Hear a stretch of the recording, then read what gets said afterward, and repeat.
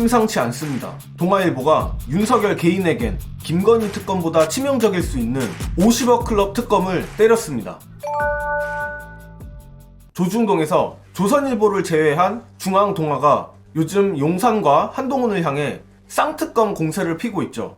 그런데 오늘자 동아일보 사설로 대장동 특검법은 검찰의 50억 클럽 부실 수사가 원인이라며 사실상 윤석열의 급소를 쳤습니다.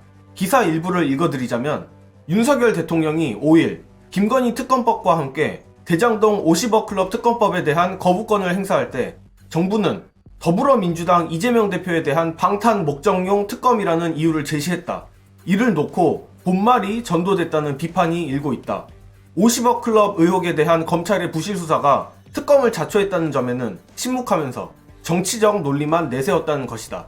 권순일 전 대법관, 대장동 의혹이 불거진 뒤 찾아온 김씨를 만났다는 김수남 전 검찰총장에 대한 수사는 여전히 개점 휴업 상태다. 제19 감싸기 수사라는 비판이 나오는 이유다. 법무부는 이런 사실들을 언급하지 않은 채 검찰 수사가 한창 진행 중인 상황에서 특검 도입은 수사에 방해가 될 것이라고 했다. 2년 3개월 동안 뭘 하다가 이제 와서 수사 방해 운운하는지 납득이 가지 않는다.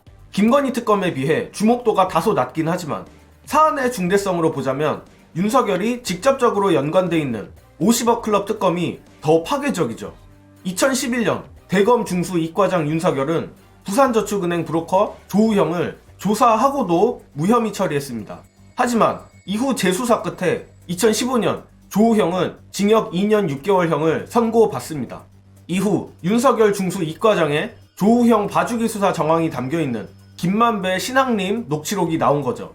녹취록에 따르면 대장동 개발 사업의 중심인 김만배가 조우형에게 당시 윤석열과 가까웠던 박영수 변호사를 소개했고 박영수 변호사가 김만배에게 조우형더러 커피 한 잔 마시고 오라 그래 라고 했죠. 그리고 조우형이 무혐의를 받게 된 게 녹취록의 내용입니다. 윤석열 정부가 안간힘을 쓰면서 뉴스타파를 겨냥해 윤석열이 커피 타준 게 아닌데 커피 타준 것처럼 보도했으니 전부 가짜뉴스다 라고 호도하는 게 이 때문입니다. 이런 맥락 속에서 동아일보가 윤석열 50억 클럽의 본질은 이재명 방탄이 아니라 윤석열 본인과 검찰이라는 지적을 한 겁니다. 이건 정말 치명타 중에서도 치명타인데 조중동의 용산을 향한 경고치고는 너무 아픈 곳을 건드린 게 아닌가 합니다. 앞으로 어떻게 흘러갈지 예의주시해야겠습니다. 동아일보에서 언급했듯이 법무부는 50억 클럽과 더불어 김건희 특검을 위헌이라며 물타기하고 있죠. 하지만 이마저도 거짓 선동이었습니다.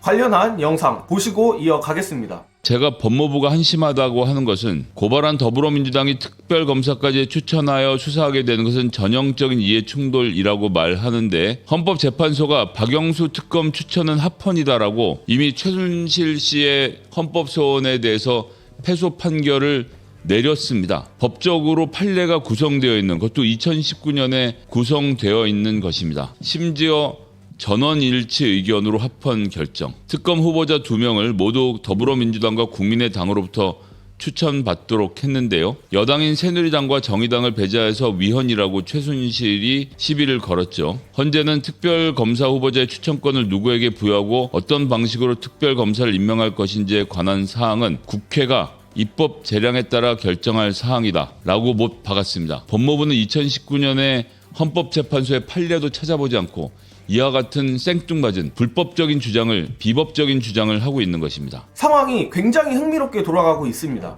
김건희 가지고는 비판을 해도 50억 클럽 특검은 저들에게도 성역일 줄 알았는데 일단 동아일보가 성역을 먼저 깨며 용산에 치명타를 날렸죠. 적을 알고 나를 알면 백전백승이라 합니다.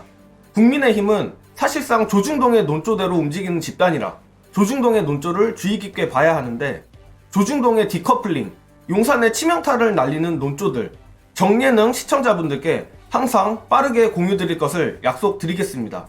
이번 영상은 여기까지 하겠습니다. 시청해주신 여러분 감사합니다.